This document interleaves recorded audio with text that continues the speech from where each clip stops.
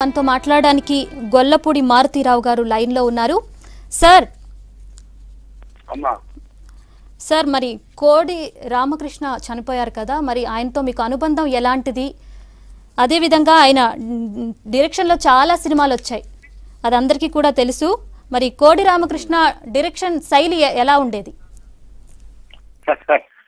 నేను ప్రస్తుతం స్వామి దర్శనం చేసుకోవడానికి వారణాసిలో ఉన్నాను. మీరు ఆశ్చర్యపోతారు, నేను కాశీలో ఉన్నాను. ఇప్పుడే నాకు కోడి రామకృష్ణ వెళ్ళిపోయాడని తెలిసి నేను షాక్ అయ్యాను. చాలా చాలా చాలా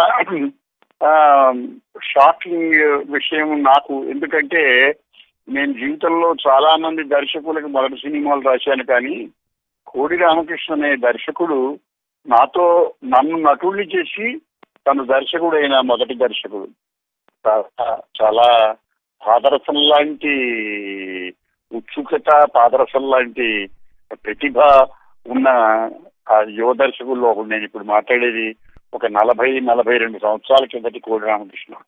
ఆ రోజుల్లో మొట్టమొదటిసారి సినిమా అసలు ఏం తీస్తాము, ఎలా తీస్తాము, సబ్జెక్ట్ ఏమిటి అనుకునే రోజుల నుంచి నాతో పాటు నెలల తరబడి కూర్చొని ఒక సాధన చేసి నేను ఎలాగ ఇబ్బందిలో ఉంటే నాతో ఆ ఇబ్బందులన్నీ భరిస్తూ కూర్చొని ఓర్పుగా తన మనసులో ఉన్నది నాకు చెప్తూ, నా మనసులో ఉంది గ్రహించి పేపర్ మీద పెట్టుకొని అద్భుతమైన క్రియేటివిటీకి ఉన్న మనిషి నన్ను క్యారెక్టర్ నటుడిని చేశాడు. తను దర్శకుడు అయ్యాడు. మొదటి సినిమా సంవత్సరం పోయింది, రెండో సినిమా కూడా సంవత్సరం పోయింది, తరంజలి. చాలా చాలా గొప్ప దర్శకుడు. విచిత్రమైన గొప్ప విషయం ఏంటంటే వాళ్ళ గురువు గారికి ఒక గొప్ప లక్షణాన్ని కోడి రామకృష్ణ పట్టుకున్నాడు. ఎలాగంటే ఒక ఎప్పుడు సినిమా అనుభవం లేని వ్యక్తుల్ని కెమెరా ముందు నిలబట్టి వాళ్ళని స్టార్సింగ్ చేసిన ప్రతిభ. దాసనారాయణరావు గారి గురించి మళ్ళీ కోడి రామకృష్ణ వచ్చింది ఆ ప్రతిభ. చాలా గొప్పవాడు. ఇంకొక గొప్ప విషయం ఏంటంటే, ఒకటి నేనే చెప్పగలను, చాలా మంది చెప్పలేరు. ఏ వాక్యము పేపర్ మీద రాసుకున్న కెమెరా ముందు నిలబడ్డ ఆర్టిస్ట్ పాత్రని ఆ నటుడి ప్రతిభ మేరకి ఇంప్రవైజ్ చేయగలిగిన ఒక అపూర్వమైన క్రియేటివ్ ప్రతిభ ఉన్న చాలా అరుదైన దర్శకుల్లో కోడి రామకృష్ణ ఒకడు. ఆశ్చర్యం ఏంటంటే, ఒక వాక్యం రాసి పెట్టుకుంటే దాన్ని ఆ నటుడు చేయగలిగే సామర్థ్యాన్ని బట్టి 4 వాక్యాలు 5 వాక్యాలు చేయగలిగిన దర్శకుడు రామకృష్ణ. ఆ విధంగా 5% అనుకున్న పాత్రని 50% చేయగలిగిన ప్రతిభ ఉన్నవాడు.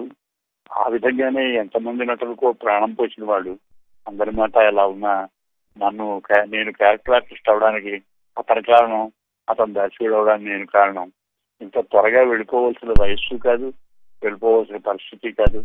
కోడి రామకృష్ణ లాంటి ఒక మంచి మిత్రుడు, నా శిష్యుడు, గురువు గారు అనేవాడు. నన్ను ఎప్పుడు అంతకు మించి పలకరించేవాడు కాదు. నా కొడుకుని మొదటిసారిగా తన అసిస్టెంట్ గా చేసుకున్నాడు. ఇలాంటి ఏమైనా చెప్పగలను రామకృష్ణ గురించి.